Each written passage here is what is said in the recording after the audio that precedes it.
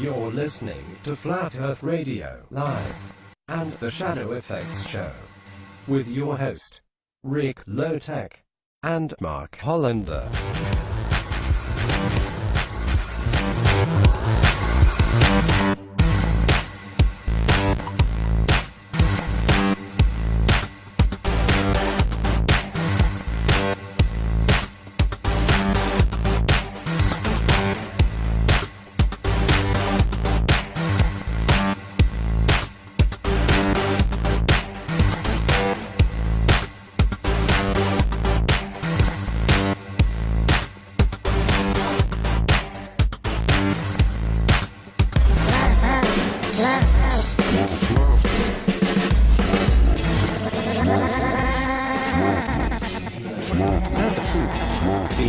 The Earth is flat. Have you ever asked yourself, what if the Earth really was flat? All your lives, you've been lied to about the size and shape of the Earth. The Flat Earth Truth Collective is not about the shape of the Earth, it's about the search for truth. The shape of the Earth is of secondary concern. First we must determine who it is that's been lying to us, and find out why. This is Flat Earth Radio Live. Our mission is the truth, no matter what shape it may take. Let the truth be known. The Earth is flat.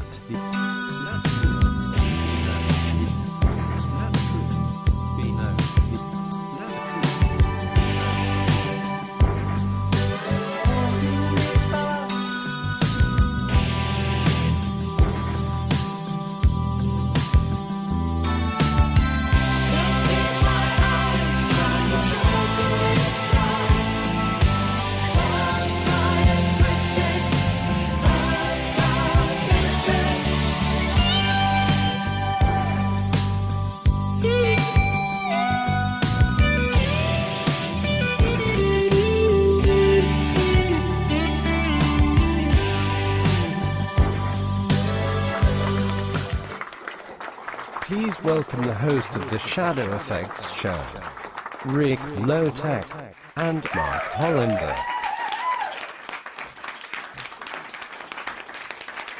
Good morning, good afternoon, good evening, whatever it is, wherever you are, good to see you. Welcome aboard. This is the Shadow Effects Show, and I'm your host, Rick Lowtech. Mark Hollander will be here later on.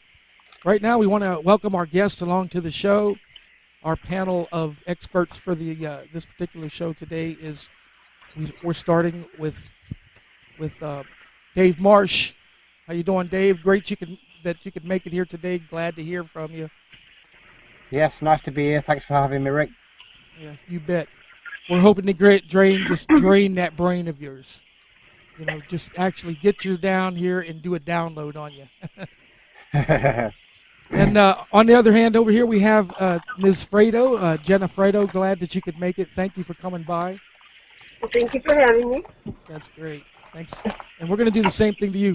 We're going to try to see everything that you've got and find out exactly what it is that your expertise is.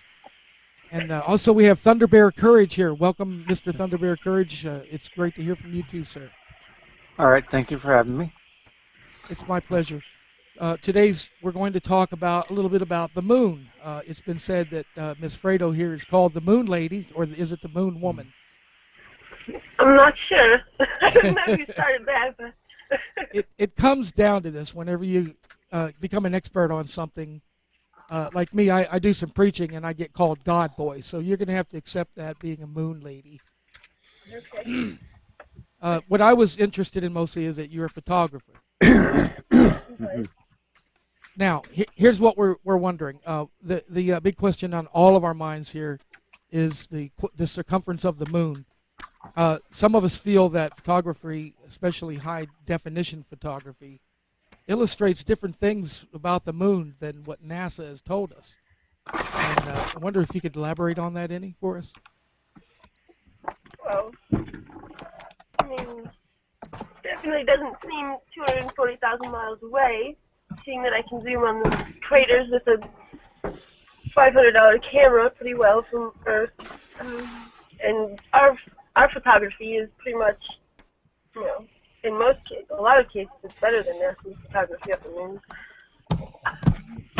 The crater shadows when the moon is full aren't really as visible. It doesn't seem to be spherical, I guess you could say. And we never see a crater more than the face of the moon that faces us anywhere on Earth. So can't really prove that it's a sphere or not. You know, it's really, really difficult to prove what kind of shape it actually is, because I've seen a demonstration where a guy, he can actually produce a round shadow from numerous different shapes. You don't need a spherical object to cast a round shadow. And also, you'll find out about the moon, the craters or whatever they are only prominent near the terminator edge. When you get a proper full moon, you can hardly see any craters at all. They only like stick out and prominent when it's actually near the terminator edge, which is really weird if you think about it, because you think if you had a full moon and you had the sun shining on it directly, then you should see like some like deep shadows. You know what I mean? Proper full shadows, basically. Yeah. Jenna, Ms. Fredo, I wonder if you would consider this. The International Space Station, the ISS, supposedly flies at, roughly 224 miles out. The moon is about, 245,000 miles away. Is that correct? Somewhere roughly around there? It's got a mean distance of 238,000. There you go. All right. Now, with the imaging equipment that is available to NASA, and I have friends that can do this all the time, you can take pictures of the moon craters that make it look like, with crystal clarity. So, on the other hand, when they take pictures of the International Space Station, they're always blurry, and always out of focus. They have to always adjoin these little insets into the images to explain what it is we're looking at, what part. See, here's the windows, folks. Here's the portholes. My question has always been, at that range, at 224 miles, shouldn't they have to practically close the curtains in order to get a little bit of privacy? Some kid with a telescope looking out of his window should be able to peer inside of it at 224 miles.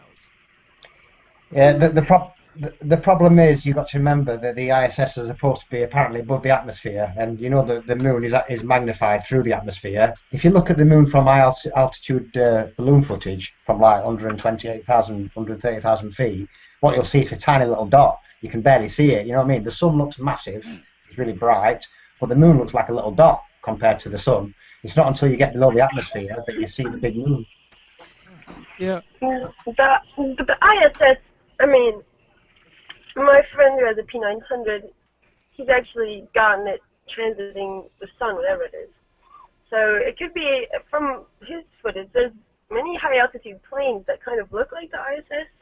And those are just the ones that they show us and we know about.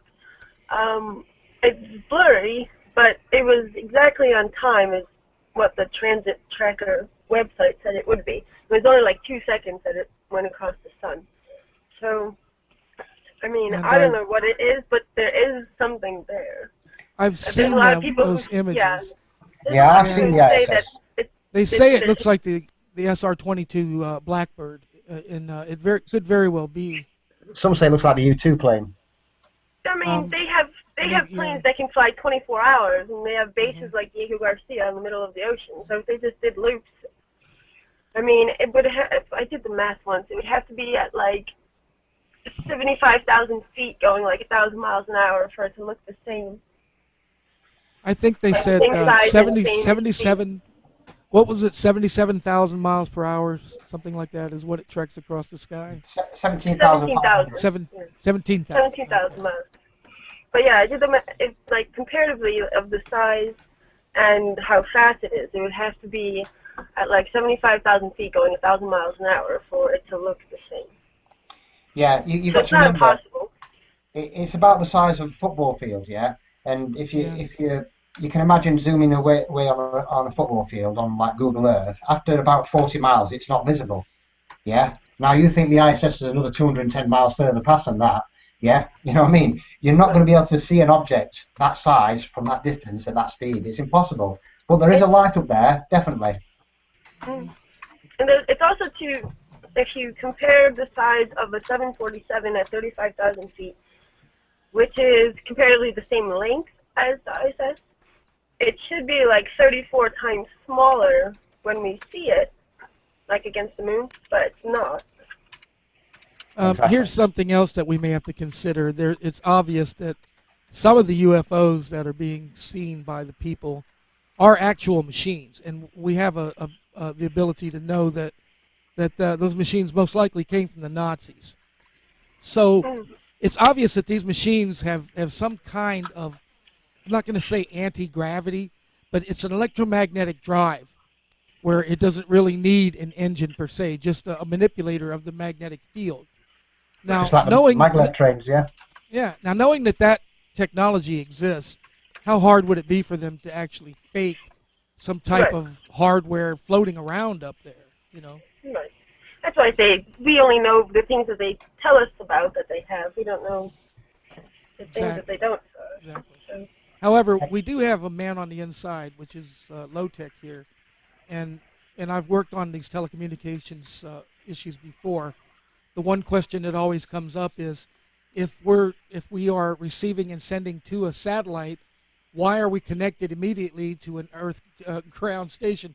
Why are we using the undersea cable if we're supposed to be using the X-14B satellite, for example? So Exactly. we can always suggest that there's a huge lie in place, and they've been faking this elaborately. one of the failed SpaceX launches was supposed to actually put a satellite over Africa to give them Facebook. And that one, I actually thought to myself before it blew up that it was going to, because I knew that they needed like a ground system for internet. We don't get internet from satellites. So I thought before it even blew up that it was going to. And when it did, I was just like, suddenly. And that's probably one of the reasons why they couldn't find that Malaysian flight, because they can't track flights over the Pacific, Right. the Indian or the South Atlantic Ocean, for the simple reason there's nowhere to put the land masses. Yeah, You know what I mean? that flight Yeah. was heading right towards Diego Garcia too, and they said it was headed towards Antarctica. But that Tomnod thing they had out for everyone to help look for it would just give you like random pictures of the ocean to look at. It wouldn't even tell you where you were looking. It was set up to fail kind of thing. It was strange. Exactly. Yeah, and isn't it always convenient that, as per their own story, the satellite crashed to the Earth and there isn't much left of it. They can show us a picture of an old 47 Ford laying out there in the woods and say, that was it, that was the satellite. What would we know? Because you got to admit, their definition of it is sound. It fell from the atmosphere. How can you expect it to look like a satellite? Well, they also send up things on balloons that look like satellites. So people would think that those are satellites, but they were actually just on a balloon. Yeah, they're launching them all the time in Antarctica. The military has a satellite, or I don't know if it's a satellite, but it's a capability to render any kind of radar back at you, and they can paint any figure that they want it to. If they want you to see a Cessna 427, you'll paint on your radar screen a Cessna 427. And we add that together with what we're calling at this point that new visual technology, holograms. You remember in Star Trek, they had virtual the reality, ability. actually. There he is. There's Mark. Welcome in, Mark. Hey guys. Yeah, like the Sorry, holodeck. I've been doing a little cooking for the girls, Oh, that's excellent. Yeah, I think they called it the We holodeck, didn't they? And it's like augmented virtual reality technology, which they've got on the new iPhone 10 and things like that. Same kind of footage they're using on the ISS, actually. They've got the objects floating in front of them in 3D space. We can't see them because it's like an advanced version of Snapchat. When I look at my cell phone Snapchat, I can have a globe head with satellites flying around my head, but you can't see that. I can only see it looking at the screen. You know what I mean? It's similar kind of effects they're using on the ISS. But they mix it around, you see, because they have like harnesses, they have the Vomit Comet, they have blue screen, chroma key, they have all the different kinds of technologies all mixed in together, so to mix it up a little bit, you know what I mean? Yeah. Oh, Now, Yeah, you get Mark bubbles in wanted to- space as well. You see bubbles all the time. They're underwater Yeah. in the world's largest swimming hole at NASA. Exactly. Mark even with, has some questions. You go ahead. I'm sorry. I was going to say, even the ISS, they always say zero gravity, but it's just microgravity, which is the same as being in free fall. So on their website they say that, they say zero gravity, but that's misleading because it's actually microgravity. And they say it's the same thing as being in the vomit column. Yet the astronauts say zero gravity all the time. So they're purposely being misleading, making people think that they're like far out in outer space. I mean, I thought they were farther than 240 miles when I first looking into flat Earth. Yeah, I'm like, what? on top of that, Jenna, I think with the contradictory language that one astronaut sometimes says the opposite of the next one. Yeah, like when he says he's here in such and such in America or something like that, or he says we've never been past low Earth orbit. But like they don't even know if zero gravity even exists anywhere in the universe. Well, it's being being that gravity is not a strange force. It probably is based on magnetism. We don't know, but the thing is, in order for it to be real, it has to be solidly proven, and they've never been able to prove gravity one way or the other. That's the bottom line. Only through parabolic maneuvers, in a zero gravity plane they do it. Exactly. It's just so much misleading that they mislead so bad that it just makes you think that they have figured everything out to know everything. In reality, they don't. They don't know anything. That's right. Okay, Mark has some questions that he wants to pose to Dave and Jenna here. But before that, I wanted to ask Thunder Bear Courage basically the same question that I was putting to Jenna there. If you would respond to, what exactly is the circumference of the moon? Because there's so much conjecture at this point, we're not even sure. Yeah, it may not even have a circumference because it may not be a sphere. All right. It could be, but I don't really know. Now, I lean towards the whole, simulation, computer simulation type thing, or a dream in the mind of God, or a dream in the mind of soul, or whatever.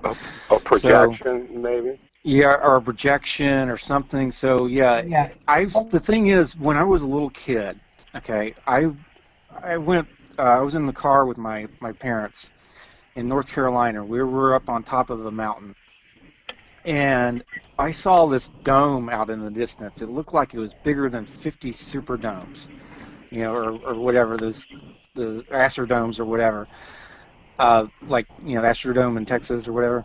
So anyway, it looked really, really huge, and as we went along, I discovered that it was the moon because it kept getting smaller and smaller and smaller, and then it went up in the sky, and I'm thinking, look, this thing changed size. As an adult, I think back of that, and I said, well, this thing changed size. Now, the thing is, the scientists cannot explain to us why we see the moon at different sizes. Sometimes. Yeah. So, what you'll notice is when the moon is on the horizon, it will be massive. Because you're looking at it through more thick layers of dense atmosphere. It's basically, they call it atmospheric lensing. So you're looking at it through more layers of atmosphere, and it actually magnifies it and makes it look massive. The same thing happens to the sun. Exactly. Yeah. That's an interesting point too, Dave and Jenna and Rick, as far as the you remember the solar eclipse last August. As far as the U.S. was concerned, everybody was flocking to anywhere from Nashville, Tennessee to Charlotte, North Carolina, which is about 72 miles, 70 give and take.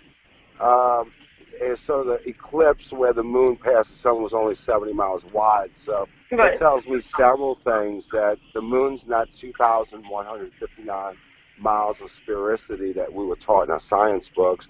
It's only it's more localized. It's only, maybe 70 miles wide at that point in time, last August. And additionally to that, I think it just debunks any theoretical physicists that they can't really explain it right. I mean, you didn't even get a comment from NASA. And the question was asked several hundred different outlets on, hey, why was the moon's shadow only 70 miles wide when it's supposed to be 2,000 miles in sphericity? So it makes absolutely no sense. You can't shadow small. And I'm going to let you guys, I'm going to digress and let you guys answer that. in order to know how big something is, you need to know how far away it is. You either need to know size or distance to be able to calculate the other. So it could be as far away as they say and as big as they say, or it could be half as far as they say and half as big as they say, or 1/8 as big as far and one, go so on and so on. But in order to actually figure it out, you need to know one or the other. Yeah, Just like how they say how. Oh, go ahead. Go on, sorry. Well, they say they know how big like stars and the sun and everything else is, but they don't unless they actually go there. Yeah, Hipparchus, when he measured the size of the sun, he presumed that the stars were infinite to start off with. That's where the mistake in astronomy was first made ever, and it's been a blunder of lies from that point onwards. Yeah, but also I don't think you can ever measure the moon. It's like saying, can you measure a rainbow? No, because if you try and get to the end of the rainbow, it just keeps moving away from you. And that's exactly what the moon does. The Bible makes it clear about the moon. The Bible says 100% what the moon is doing there and all of the stars when it says that they were put there by the Creator so that man wouldn't have to look up into the sky at night and see a dark void. And the sun was there to tell times, and so was the moon. And by the way, the Bible also mentions that anyone who does exactly what Mark has done there, as long as you're searching and asking the questions, that's what we are demanded of. Instead of sitting down there and receiving our instruction and being programmed, that's exactly what it is. It's this is what we have to do. The Bible says, "Let he who is he is with an ear to hear, and he is with eyes to see." So when we had this eclipse last year, the foolish ones, they may have missed all this, but the ones who have eyes, who are awakened and were able to look at this, we were able to see much more than they were able to see, because the eclipse was a lot more significant than anyone will ever believe. Yeah, I still can't get over them shadows. You know when it came through the actual leaves and you saw the hundreds of little arced shadows like on the floor. It was unbelievable, that. Right, and see, we can extrapolate by exactly what you and Mark were saying. We can look at this information and extrapolate exactly what the general idea, what the mass of the moon is. Yeah, it's so difficult to put a size on it, like I say, because if it is an electromagnetic universe, then you're probably looking at something like the ether, and that would need to be some kind of luminiferous substance to carry the light. You know what I mean?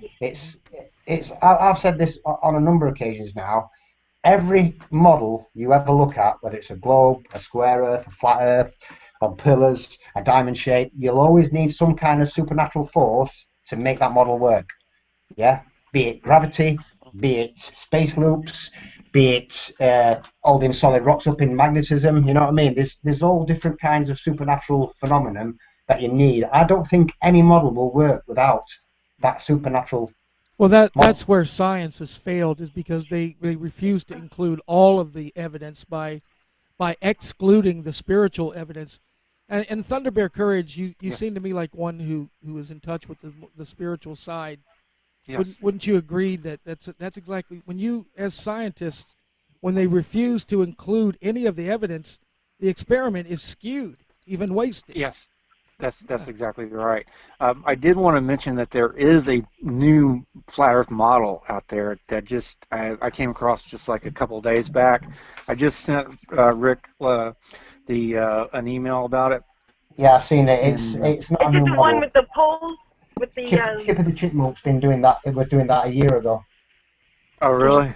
Yeah. Oh, okay. Yes, it's probably new to some people, but when I looked at that, I said, "Oh, that's exactly the same as what Chippy was doing a year ago." And that actually drove him to stop doing it, because it just he couldn't get the sun to work in the southern hemisphere. It's the one with the pole. Is it the one with the poles and the two suns?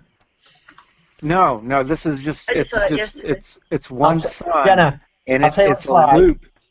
It's just like the map on Air Force One, on Kennedy's Air Force One. It's the exact same map as that. Now, the first thing people are going to say is, "Where's the container?" Because on the azimuth equidistance map, you've got the ice wall as a container. But on this one, you've got no container, so it's just with the Antarctica as it is. Yeah. Yeah. That's a problem. But What I see. the thing is, yeah, well, the thing is, I mean, you can just take it for granted that they just didn't put the container in. You know, and in the video he did say that that it's the scales are not quite right, but that the sun looping around the way it is, like kind of almost a figure 8 when it changes seasons. That's what I come to the conclusion from my moon experiments. Yeah. Yeah, it would make sense that the moon would slow down, actually, if it's doing this. If it's doing the same thing the sun is doing, it would make sense, I suppose. I called it the lunar lemur, basically. It's like a figure 8. Yeah. Luna Lena, did you say? Luna lemur. You know what the animal is? Luna Lima. I basically changed it to lunar lemur. Yeah. And that means what? Luna Lima? Like the NLM, but the... Yeah, the pattern the moon makes against the celestial sphere. Now, I've always posited that it was just actually some kind of a weird coincidence that the moon always keeps one face toward us at all times. And I hate to always be referring back to what my grandparents said, but you have to understand that in this modern times, we've all been so lied to that we're not sure what's really real. So we can believe what our grandparents said. There you go, see? Exactly. Now, see, that's what I'm saying. My grandparents were alive before all that. So I'm tending to lean towards what they said. And what they said was that the moon isn't real. And actually, the Bible upholds that. I mean, I hate to keep referring to that, but we've got to look at all the angles here. And as I mentioned before, anyone who refuses to look at the empirical evidence, you must include all the evidence, even if you don't like it. And the empirical evidence actually holds a great deal of information. And I believe that's the reason why science is so confused when they look at these things and they sit back and they go, wow, that doesn't make sense. It's because they're not including the empirical evidence, the side of spirituality. That's a good point. And, That's a great point. You have to always include that. Even the craters. How are the craters on the side of the moon that faces the Earth? Did they just go around the Earth and don't hit the moon? When the Earth's gravity is supposed to be more than the moon? I'm glad you said that, Jenna. What do you actually think the moon crater is? I mean, is it actually something in the ground? Is it real? Well, they all at a 45-degree angle. If that would be helpful. Right. I mean, so it seems very unlikely that meteors hit the moon. Yeah, because they'd have to come in perpendicular, and obviously. Well, what they're asking now is if the moon. Now they're asking if it's true that the moon was broken off from the Earth at once upon a time. Why is there such an absence of iron there? It's laughable. Because the Earth is just rusted with iron. That's just the biggest load of rubbish I've ever heard of. It's so laughable. It's not even worthy of an answer. But we have to. You got to admit now, we have to follow along with their fairy tale because otherwise we don't know what they're saying. But what came Fairy tales are first? quite funny. What came first, the mass or the It's gravity? funny. You know what I mean? Which one came first? Yeah, Mass or the it's actually gravity? they that they don't know what they're saying. It's not us listening. It's just a copycat.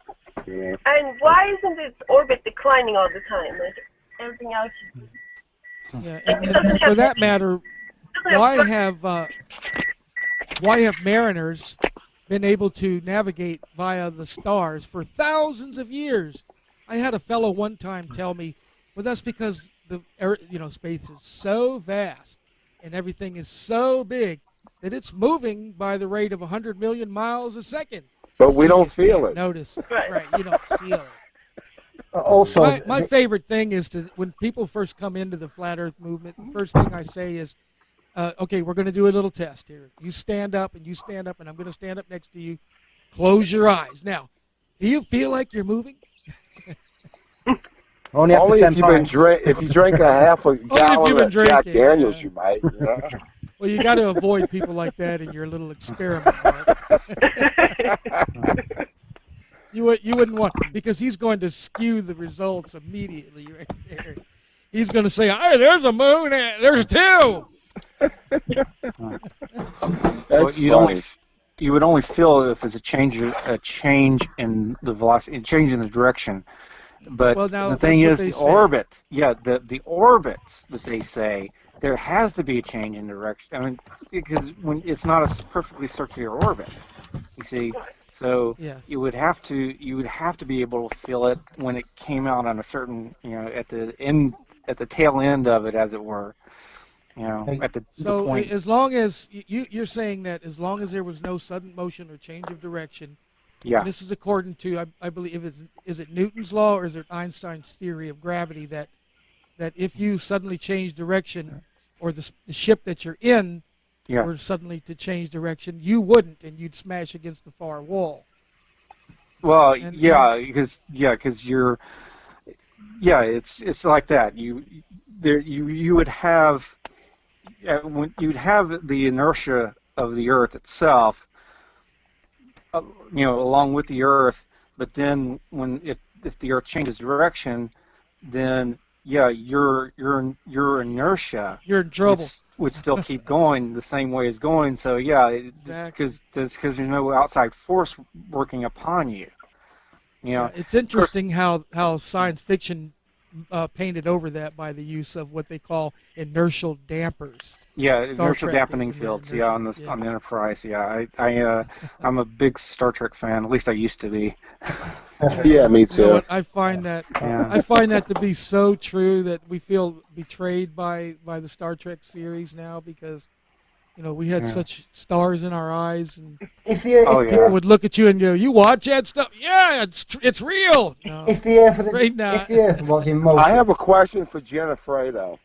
just let me say this: if the Earth was in motion, and Felix Baumgarten went up to the stratosphere, and it took God knows how long to get up there, then it took God knows how long to land, would he land in the same spot? I don't think he would. You know what I mean? That to me is a big issue because if you've gone out of the atmosphere and the Earth rotated beneath you, because you could see he was in the blackness of space, and the atmosphere was lit below him. I've been attempting to gather together all of the discrepancies and categorize them. And there are mechanical discrepancies, there are electronic function discrepancies, there are software discrepancies, and I felt like that someone needs to get together and categorize all of this because it's not just one particular thing. I get people all the time asking me, "What are you doing not believing in NASA? You just go up and look at their ships. It's all there." But they're just props. They don't get that. So we need to categorize all of the things that we consider as discrepancies. For example, the what Mark just mentioned, the bubbles in space. Yeah. That's got to be at the top of the list right there. That's why I'm just concentrating on one aspect of research in flat Earth. Just concentrating on the moon, on the actual motions of the moon for the time being. Because what I'm doing, I'm learning as I go. So I thought to myself, if I could just concentrate on one aspect of flat Earth and maybe find one piece of that puzzle, then maybe I've contributed, to the actual. That makes sense. Courage, Thunderbear Courage. Have you actually engaged in any kind of physical research on your own? I mean, No, experiments down by I the don't- lake. I don't have the resources or the time to do anything. Okay, so you're what we call a faith flat earther. You just look at it and you see that the information is there, and that the science for a round Earth doesn't exist. And Yeah, well, see, the thing is, I did study cosmology and astrophysics and stuff, and I revisited all that stuff when the flat Earth stuff came up, and I said, this doesn't work. Gravity doesn't work because I can look at I can look at the actual formula for gravity and see that you can't have something like a stellar inertia. It just cannot be. So there's that. the planar, the planar. What is it that Neil deGrasse Tyson called it? The planar. In other words, he was referring to a pear shape. Yeah. When he suggested spheroid. that. Yeah. Oblate. Yeah. There you go. Oblate spheroid. Yeah. An oblate spheroid. Spheroid. Yeah. Oh, Basically, what he said. when he suggested- he says the Earth is a sphere, but it's not a perfect sphere. It's flattened at the poles, and it's chubbier below the equator. Now you see, that's my point. You certainly can work that out in your mind. That doesn't require any amount of physical experimentation. If you just listen to that, you're going to go, "Psh, yeah."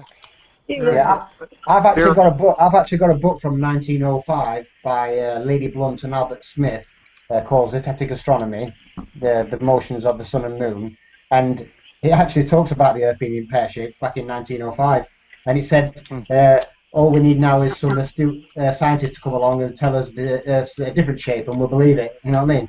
They're talking about that back in 1905.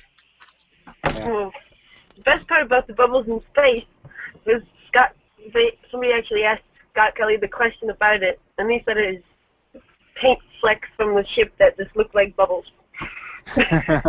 Right. And I've also heard that they were photographic anomalies as well. And then I say to them, can you kindly repeat that and let me see your experiment produce the same type of photographic anomaly? If not, shut up. It can't be a photographic anomaly. No, how do you get bubbles? Have you ever gotten a bubble trying to take a picture of Grandma against the wall? There are Jenna, as a photographer, you got to know what would you have to do to achieve that same effect in a photograph? Make paint flecks look like bubbles? I can't say add heat to it. I can't say I've ever seen it happen naturally. Have you ever asked yourself, it's important that we try to repeat their fakery so that when people say, oh yeah, sure, how do you prove that? Right. We have to start with repeating their fakery, you see, and we have to show it, we have to point it out.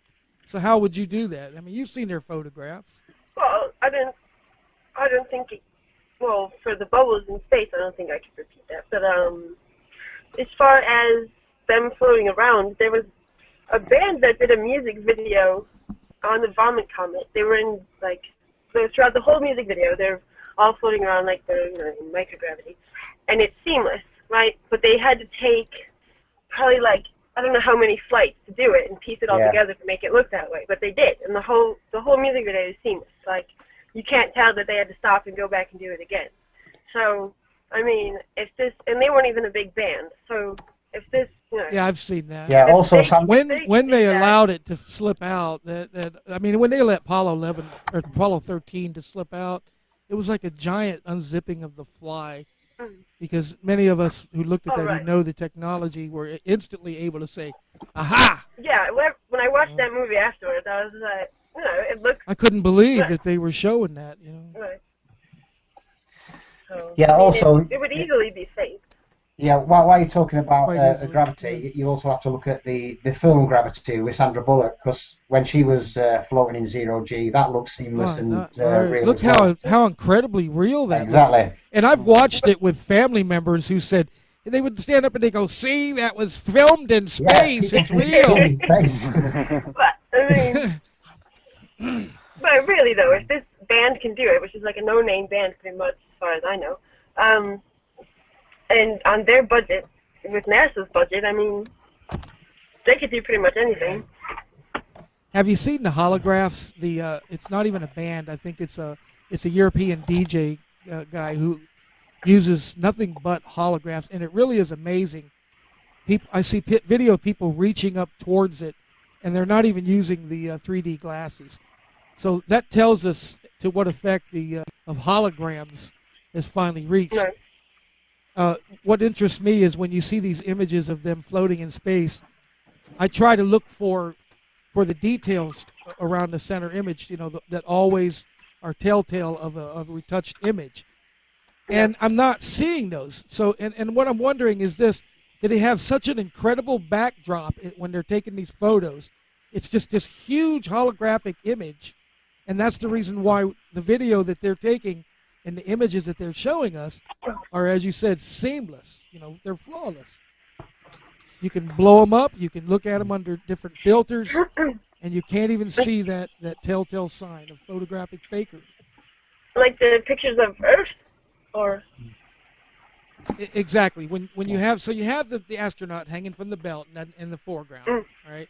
In the background, instead of that background being a blue field that's added in later, I suggest that what it is like a giant holographic screen, and that is the image of the Earth. So when they're taking these photographs, the reason why there's no evidence of photographic fakery is because it really is a photograph, of a guy, and all they have to do is get rid of the rope or the cord and that type of thing. Yeah, if you look at 2001: A Space Odyssey and Stanley Kubrick when he invented the actual front screen projection, I think it's just a very, very advanced version of that as well. You know what I mean?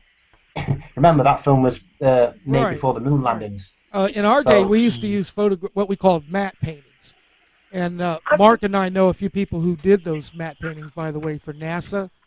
And what I'm saying is, in this day and age, we no longer use mattes; we use holographic mattes.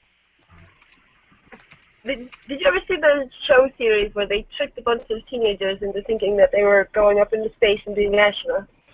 I forget what it's called, but I watched the whole thing. I think it was out of Russia, maybe?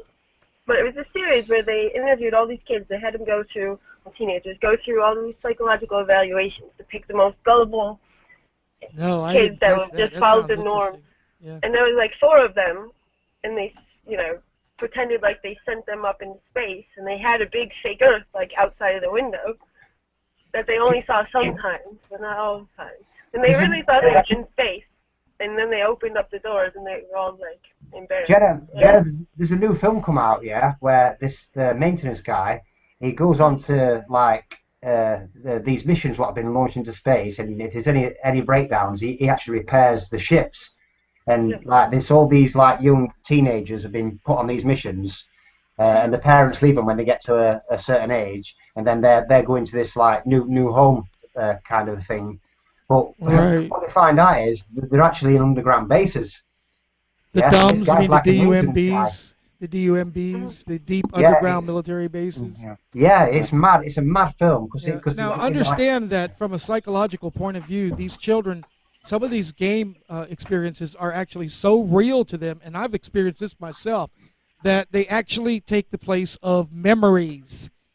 My first space game where you woke up on a space station and everybody was dead or zombies was so frighteningly real that sometimes it makes me have nightmares, and I have memories of it constantly, and that proves that these experiences that children are having with this multimedia they actually stand in their minds as a memory.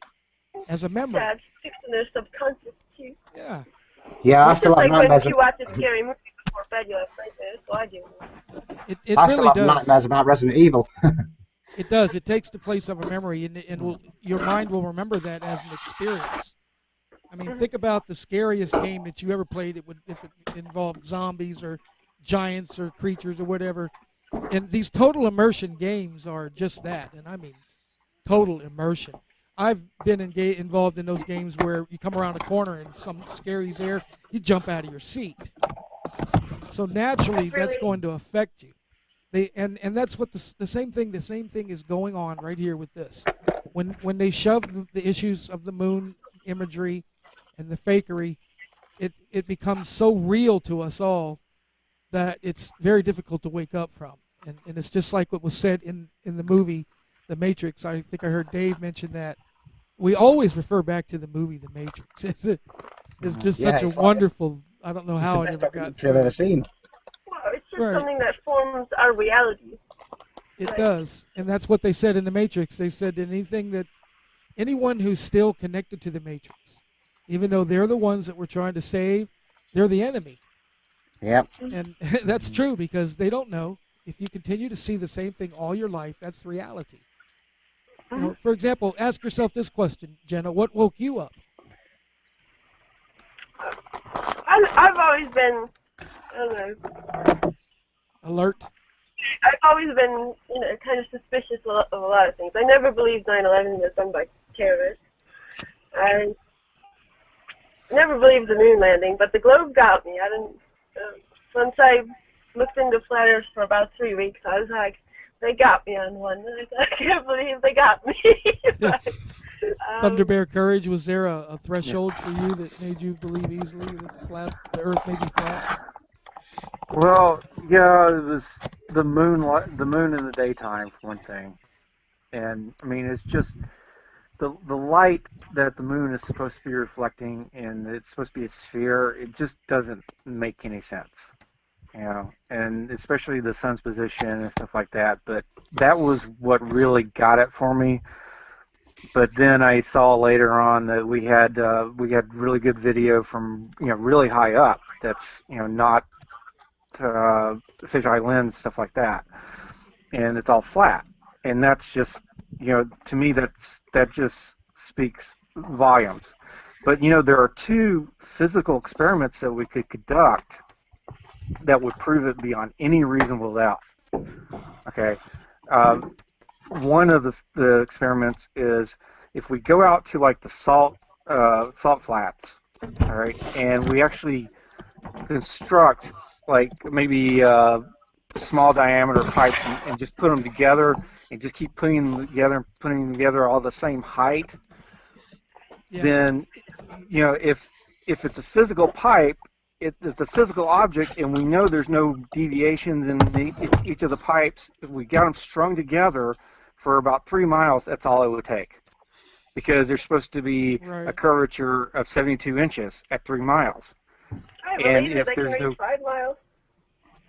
Yeah, that same experiment can be repeated optically.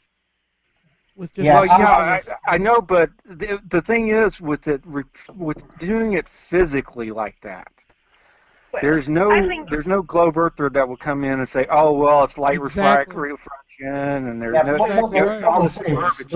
They'll say the rods are bending when you get to a certain length, won't they? You know what I mean? It's the lamination for everything.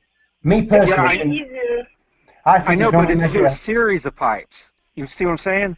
It's a series, and you have them physically on stands. Yeah, but it would be easier to do it over the ocean or the lake. To get to the Bolivian salt flats, you either have to take a helicopter or you have to go through a long journey and like jeeps through mud and everything. Yeah. So it'd be easier to pick like the ocean or the over the ocean or something, or a lake or something. A really long lake. You can't. A really long lake would be better. The Great Lakes, anyways, they deviate down towards eventually Niagara Falls and St. Lawrence River. But the ocean sea level would be perfect. Like it would be easier to do it all. Yeah, I personally think you need to be over water to prove it's flat. Yeah, because water always finds its level, and I think that's the only way you could ever do a measurement. You got a point there. Could you consider all of that? Couldn't you consider all that as circumstantial evidence? I would consider it ironclad if you had actually had it over the level, over the water itself, and it was a series of physical objects. Then you couldn't dispute it. Well, I've actually seen that. There are a number of videos, especially the one. I can't think of it now, but there are a number of YouTube videos out now that are, I would consider as ironclad information, but yet people still dispute it. They still debunk it. So what I'm wondering is this: you could have you always realize, of course, that all the evidence that you just spoke of just now actually exists, yet people don't run to it. They don't, they don't. In a way, it doesn't, because the problem is that when I said it had to be a series of pipes, the pipes we can do measurements on that are like in a laboratory if necessary, but we can do actual measurements on, and we can make sure they're all identical and there's no deviation on them. Because light can be tricky. Light can be tricky. Bridges can be tricky. All that they sort of suggest stuff. that light is bendable, and the reason why, when we say that the only way you can envision the curvature of the Earth is through a fisheye lens, they like to say, the establishment, that light is bent by gravity. Okay. Yeah. Well, it's not by gravity. It's because it goes through a denser. It's not going through a vacuum. It's going through the atmosphere. Can light actually be bent? Can light be bent? Yes. Yeah. Not refracted. Now, not refracted. I mean, you can that's bend what light. is. It's bending light. Yeah, you can do bending light through a bottle, like a soda pop bottle. You can bend light. Yeah. It depends on the atmosphere. But their reasoning is that the light gets bent down and goes perfectly around the curvature to your eye, and that's how you see more than you should. But on a flat Earth, if light bent down through the atmosphere, it would create false cutoff. Yeah, it would. that's why when you're out at sea, So- if you look around you, it looks like you're on like a disc, basically, because your vanishing point. yeah, of your, they have a So name for that. that's It's where something me and like Mick that. West entered the standstill. So like he was like, yeah, that's true. So it's one way or the other, and how are you going to prove it anyway? So it would be better to have an actual physical object, like a So pipe or whatever. my question is, if we present all this evidence to people and they still don't accept it, and that's the reason why I so much like to attack NASA, because rather than interjecting our evidence, which people don't like to accept, I think that it would be better to chip away at their evidence, which basically all comes from NASA anyway. I do. Yeah. I've brought out So 5 if we made videos. NASA fall, Yeah. we have to make the giant fall before them. We can't just keep interjecting our evidence, because that evidence is so easily cast aside, swept aside, and Well, I don't believe you. If you Well, go, the if you second- go look at NASA live streams, go look at the comments. There's flat earthers all over the place. I think the more flat earthers watching NASA things than anybody else. There's people saying, "Oh, hi from wherever," and then there's all the flat Earth people. Yeah, they get destroyed. A lot of comments in the UK on the ESA website. They don't let you comment on it. You know what I mean? The comments are turned off. It's same with the ITV on the Tim Peake. You know, he did his somersault live on air, and he makes a mistake. And They the had to harness- turn off the comments, didn't they? Trust Just- me, they know that flat earthers exist, and if they wanted to prove us all wrong, they could do very many things, and they're not doing any of them. Interestingly, when I was researching into Tim Peake when he did his first somersault live, he did it for the BBC, Sky News, ITV, and various other news networks. Now, ITV and Sky showed the actual event, the real event, but what BBC did, they actually re-edited the footage. And when Tim Peake's harness slips and he goes like round pretty fast because it like drops, they actually slowed that down in slow motion. Yeah, I've actually put the videos side by side on my computer and played them at the same frame rate. Yeah, and what happens is when he comes over on that somersault, they've actually manipulated the film to make it look like he's going down slower when he actually goes down quite fast, like, you know what I mean? But the big giveaway on that is when he comes up with a bright red face. You know what I mean? Not many people notice his red face when he comes up. He wouldn't have a red face in 0G or micro G. There's a chance that NASA and all of the establishment did not realize that the day would come when people like you and I would have access to the same kind of electronic fakery that they would, and we would be able to unravel it, because that's what's going on. And like you just mentioned, you can take photographs, you can take videos and zoom in and apply filters to it and all kinds of things like that, and you see an entirely different story. Well, yeah, like I say, I actually did a Pepsi challenge with NASA, and I challenged them one of their best images to one of my best images, and I still think my image is the best. My image cost me, what, £400 and 15 minutes of my time.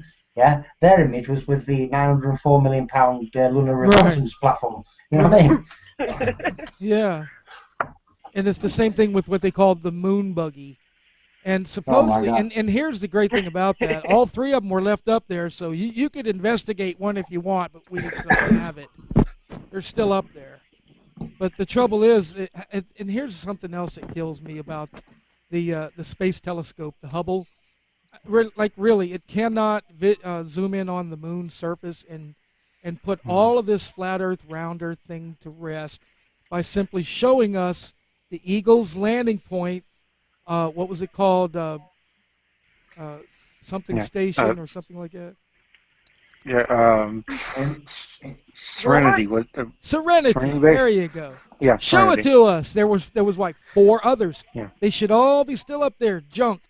Somebody turn the Hubble around, image it, show it to us, and I'll turn around and say, okay, you guys are right.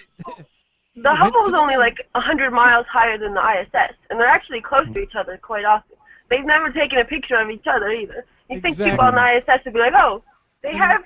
What is the narrative on that? 2,000 millimeter nighttime lenses, so they should be able to do it. So what is the narrative on that? Why do they suggest to us that they can't turn it around and image those things, especially the Earth? They're talking about how bright the moon is. It's like too bright. Well, yeah, if it's too bright, then it has an use a aperture filter. cover. They just got to put a filter on. Right. Plus, we saw it in space. It has an aperture cover on it. Come on. Yeah. Have you noticed on the ISS, all the components are on the outside, but on a submarine, they're all on the inside. Yeah, you know what I mean? Speaking of in the most hostile place known to man, all the components are on the outside. Speaking of submarine, I saw a great meme yesterday. It was a great big old submarine with 2 astronauts attached to it, and the question below was read, how come they never never do EVAs on submarines? Yeah, that was my meme. That was one of my memes. That was yours? Oh, excellent work. Excellent work. That was great. In fact, I'll put that on the stream when it comes up. Yeah, that's about a year and a half. Yeah, that's what I thought. Hubble did take photos of the moon, actually. I've got it right here on the Pluto. Apparently, you've got the images right there with you. Yeah, I'm on the website NASA.gov. Vision, Universe, Solar System, Hubble. Yeah, it's got some clouds coming out, hasn't it? Any looks signs like of from Photoshop? Hollow Earth. Yeah. Now you can tell if you know how to look for signs of photo fakery.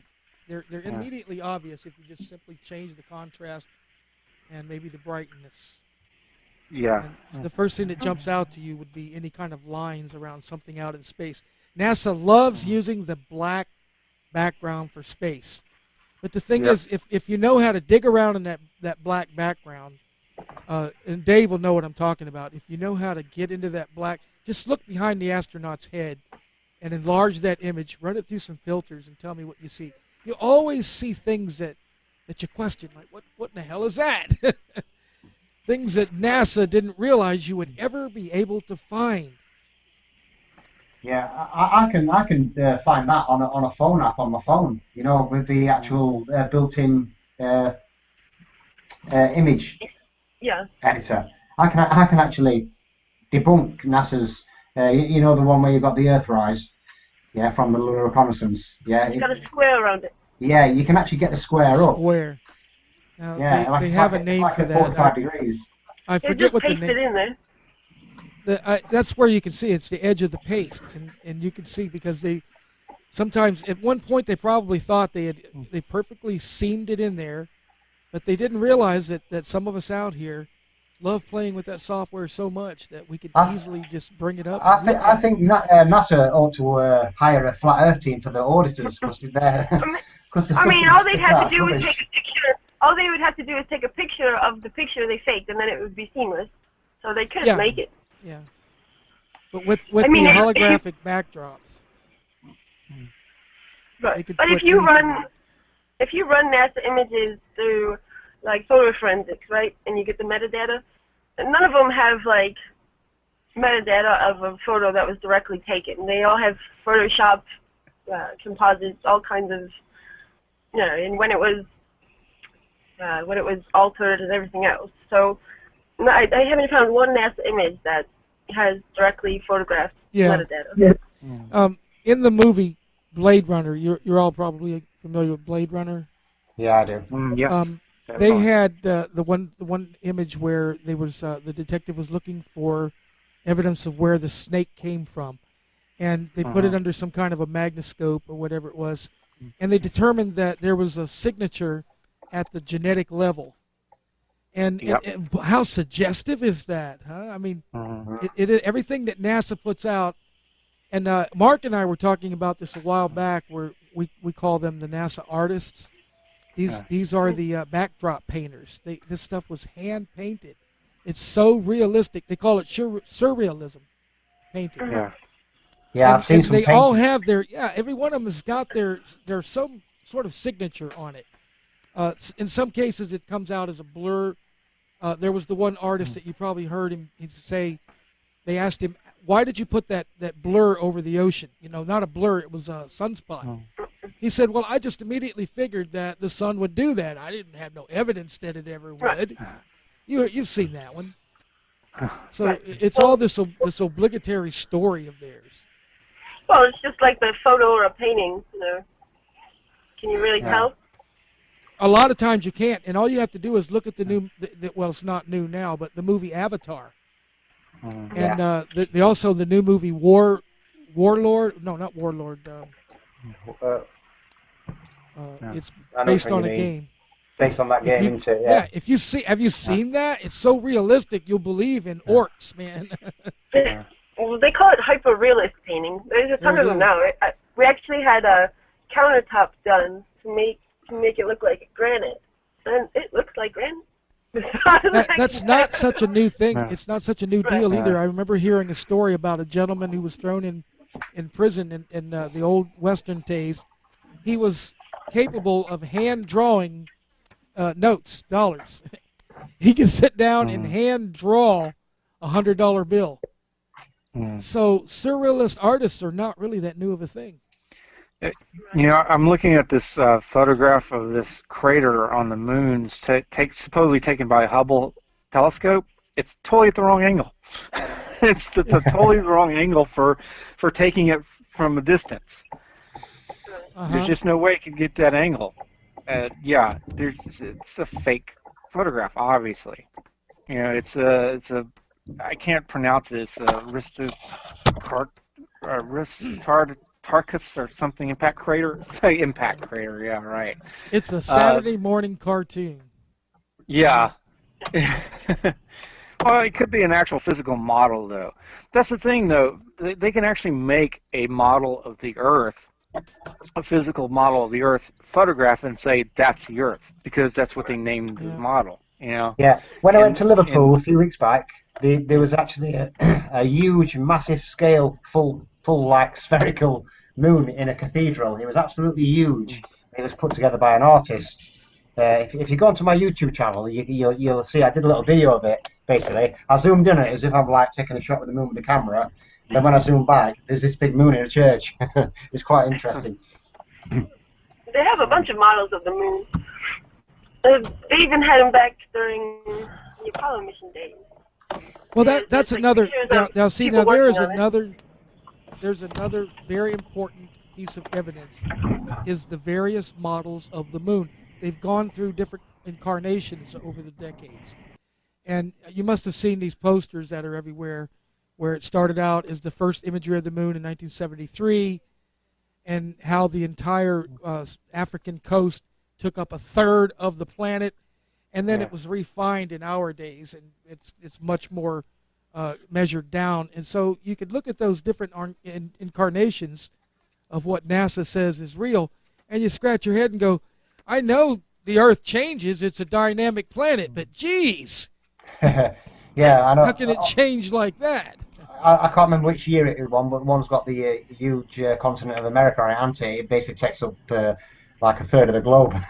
It covers half of the globe nearly. I can't remember what year it were. But the guy called Rob Simon, he does all the photo work for NASA, all the he makes all the imagery for the globe, and he's been quoted in saying that he actually takes a flat map and wraps it around a ball. That's his. That's how I've heard him. the globe. I've heard that very statement. Yeah. Yeah. And then there was also the statement where someone asked one of the NASA artists, "Is it photoshopped?" And he said, "Of course it's photoshopped, but same guy. It has to be. It has to be. Same guy." Yeah, same guy. Okay, Simmons, lady and gentlemen, we've been going at it for 1 hour. At this point, we're going to take a 10-minute break, if that's okay with you. We're going to go to a small little commercial that we have going on the studio, and we're going to give our panel a little quick break to go and take care of the business and stretch back and get away from the thing for just a minute. Once again, this is the Shadow Effect Show, and I'm your host, Rick Lotek, and Mark Hollander's here with us too, and hopefully he'll be back in the second half of our show. Don't go nowhere. We'll be right back again. This is Flat Earth Radio Live, and we're going to thank our panel and make sure that you come back in the second half. Thank you, guys. Thank you. Thank you. Flat Earth Radio is about cosmologies in which Earth is held to be flat. The Flat Earth model is a conception of Earth's shape as a plane or disk. And many ancient cultures subscribe to a Flat Earth cosmography. The idea of a spherical Earth appeared in Greek philosophy with Pythagoras in the 6th century BC. We here at Flat Earth Radio Live intend to bring you the data that exhibits to the world that around Earth science just isn't there. Thank you for listening to Flat Earth Radio Live.